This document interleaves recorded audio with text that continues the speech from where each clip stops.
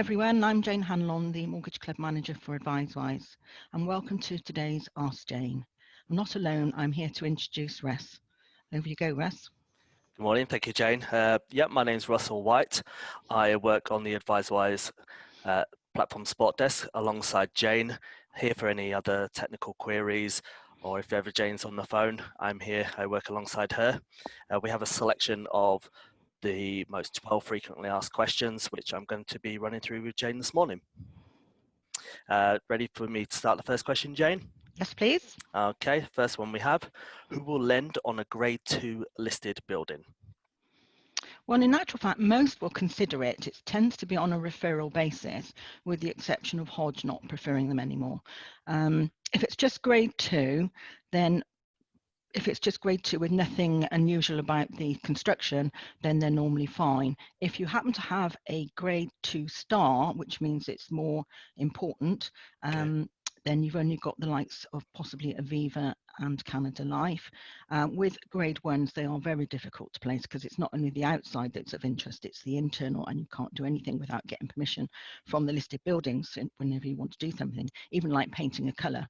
So with those, that is far more difficult, and we tend to find if anyone's going to look at them, it will be the likes of Aviva. But don't be put off by it, but certainly ask the question, and then we can help and guide you. Brilliant. So in those instances, it's best for our advisors to give us a call and we can run through it case by case. Yes, yeah, because there's not only the things about the listing, it's the number of bedrooms, the land, and everything else that goes with it. So they're usually more difficult, but are placeable. So okay, brilliant. Okay, second question we have: are there any lenders offering products without redemption penalties? The straight answer to that is no, as a general rule. Okay. Most of them come with the possible guilt, which means there could be a redemption penalty if you choose to repay it.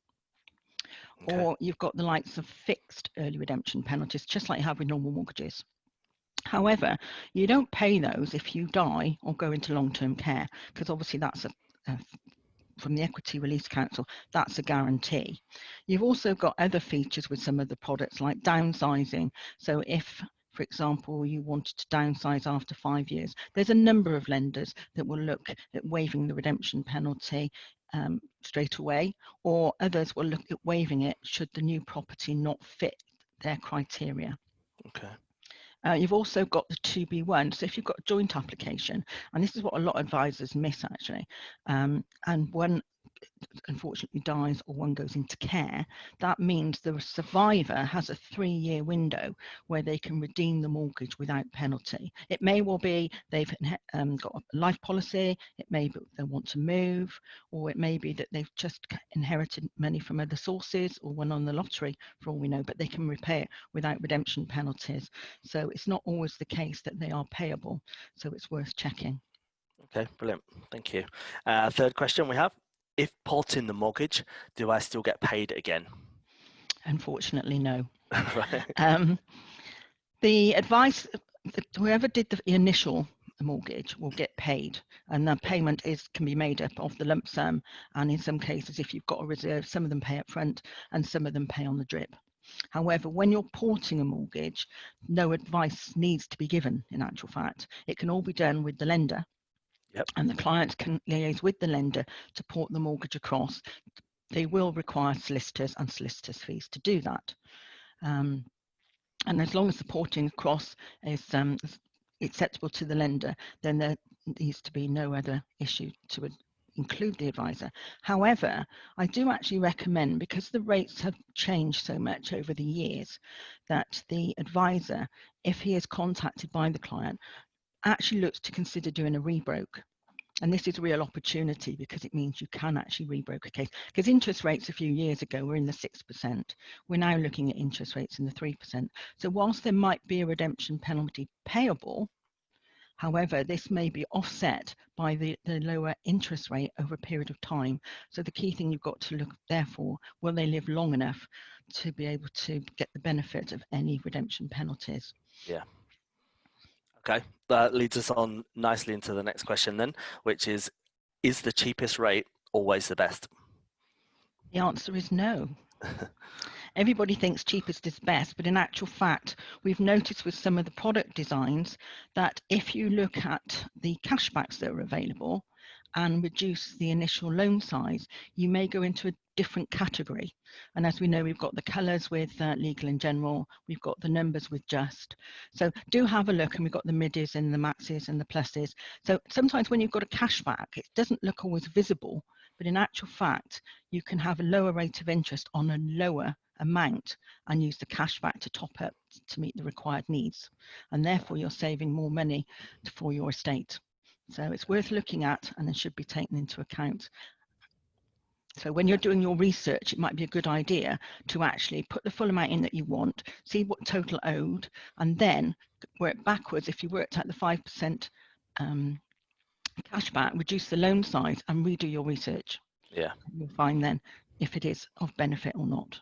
Okay. But it's quite interesting. The pricing seems to have gone a little awry in some cases, and you're better off having a lower loan to value with a cashback on a cheaper rate. Brilliant, thank you. Okay, and our next question. We have a married couple that want to do equity release in a single name. Would this be a problem? For most lenders, it is. Okay. Marriage is a contract and therefore a financial contract. So most prefer it to be in joint names. Now that can be in joint or tenants in common. This occasion where it normally appears where you've got a married couple in a single name is usually second marriages, where the other party has already got property or have come from different backgrounds. Some come in from abroad and would go home if anything happened.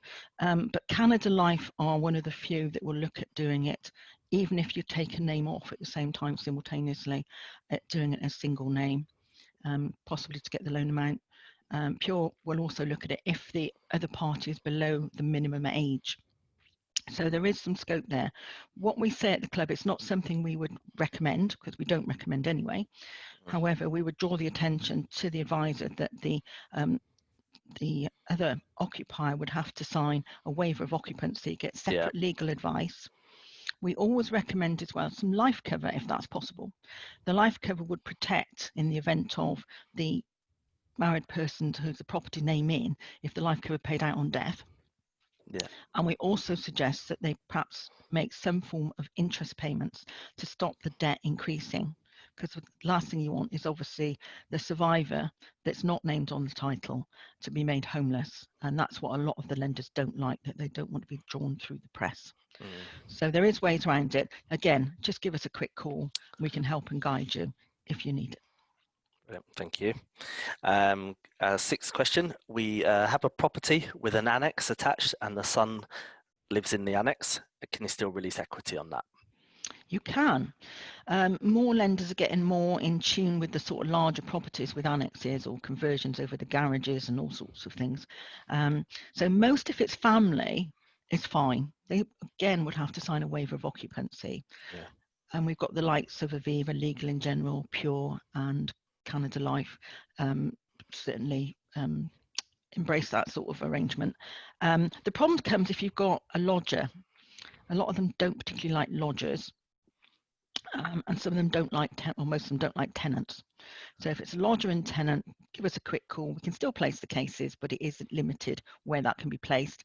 It's also interesting to note that the annex with some lenders has to be a completely separate unit. So there's no internal door, where other lenders, it's not applicable. Other lenders are concerned if there's separate council tax, separate utilities.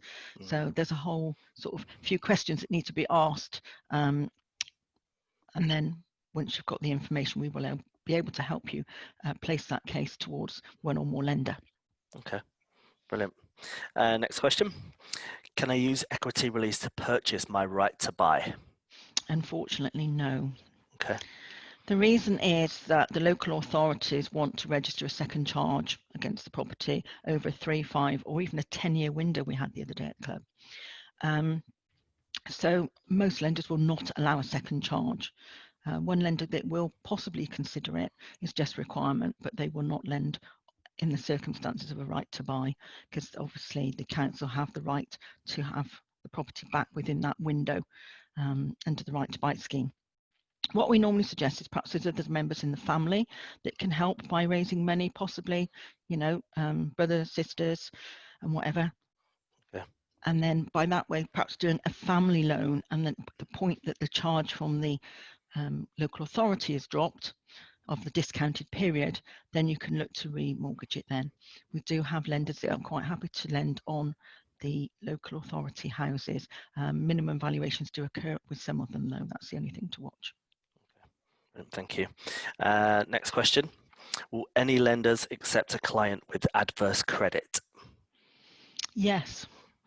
Okay. Not all, but a fair few will accept it. The thing to be is open and honest. If you've got adverse, don't hide it. A lot of lenders, when they do their search, won't go into the payment profile, so they only see voters roll and CCJs. Yeah. So they don't go any deeper.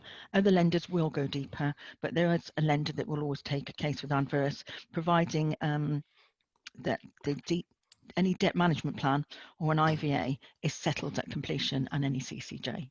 So we have got lenders, a couple of lenders, Canada Life and Aviva, Legal in General are quite sympathetic to, 4 CCJs no more than 10,000, which is quite big adverse. So most of the lenders are reasonably happy to accept some adverse as long as you've been open and honest. Yeah. So it's about us and the advisor just having all of the information up front at the beginning. Yeah. Okay. Brilliant. Next question. Can you remortgage if a client has a repossession order against the property? Yes. Okay. We do this quite regularly, actually. It keeps a roof over their head. The instances we've seen, it tends to be the second charge lenders that are quite ruthless. So they've got a first charge and the lender's been a bit sympathetic, especially in the current climate, but the second charge lenders are ruthless and want their money back and can force a repossession order. So again, as long as you're open and honest, we've got a couple of lenders that will take those cases. So it really is a lifesaver for them and protects their home. So coming back onto a roll-up interest mortgage means that the payment profile isn't really that bothered by some of the lenders because there's no payments required. So as long as the property meets the criteria, and that's the thing, the key thing, the driving force, the property meets the criteria, then the lenders are willing to lend. Okay. All right. Next question. Do lenders offer any schemes other than main residency? Yes, I'm pleased to say. Canada Life are at the forefront of this. They do buy-to-lets. So as long as you've got an assured short hold tenancy of 6 months with a tenant in there, they will look to offer. They are lower loan to values and the rates are in excess of 5%, but they are the only lender in this market. And they do prove quite popular because if someone has to go into a nursing home, they can use the money to raise a lump sum if they need it and possibly get the rent to support them in the nursing home. So, and it also keeps the family home till such time that the family can then sort out the affairs at a later date. So it gives people a window. The debt doesn't have to repay until death. So again, that's quite useful for tax planning purposes. They also do second homes. Second homes are becoming more popular now, should I say. People actually do a double movement. They take money from the main residence and they can use that as deposit to do a second home. So we're starting to see some of the London market with the high-end properties looking to buy second homes either in the country or on the coast, partly because of this virus, really, to be honest with you. I think, it's given everyone a fresh look of life. So again, it could be a double movement. So you could have cash release on the main residence and a purchase. So you can do purchases as well and purchases on second homes. Okay, perfect. Thank you. Okay, this is a big question, this one. Can I use equity release to pay for probate and the tax payable and then repay it at a later date once the estate is wound up and they're in receipt of the inheritance? Yes. I mean, one scheme does stand out, to be honest with you. We've got a scheme called the Heritage 40, Freedom 40, and you can take the money, use it for probate, because obviously that is quite heavy. And if you've got to pay tax as well, it's well over 20,000 on 1 million estate. So you can take the money, obviously it goes through probate. Probate is not quick at the moment. but you have to pay your tax before you can go to probate. So it's a catch-22. Yeah. So you can pay the tax, it can go through probate, and then once obviously the funds is released, you can pay up to 40% per year back off. So if you've borrowed 100,000, once you've got your inheritance, which who knows when, you can then pay up to 40% off in that year, and then another 40% off in the following year, and then the balance you can pay in the following year. So just over 2 years from when you got your inheritance, you can actually clear it if you wished. Some people will clear some of it, but not all of it. So yes, the schemes have developed an innovation. Other schemes will allow up to 12.5% or 10%. So that's going to take a lot longer. That takes about 14 years, I believe, to actually clear the debt. Whereas the Heritage Freedom 40, you could actually do from the period of when you got the funds to just over 2 years. Yeah. Without penalty. So that's pretty good. Otherwise, you would pay the fixed penalties that apply if you wanted to pay it all off in one go. But that's your choice. Okay, thank you. And the last and final question.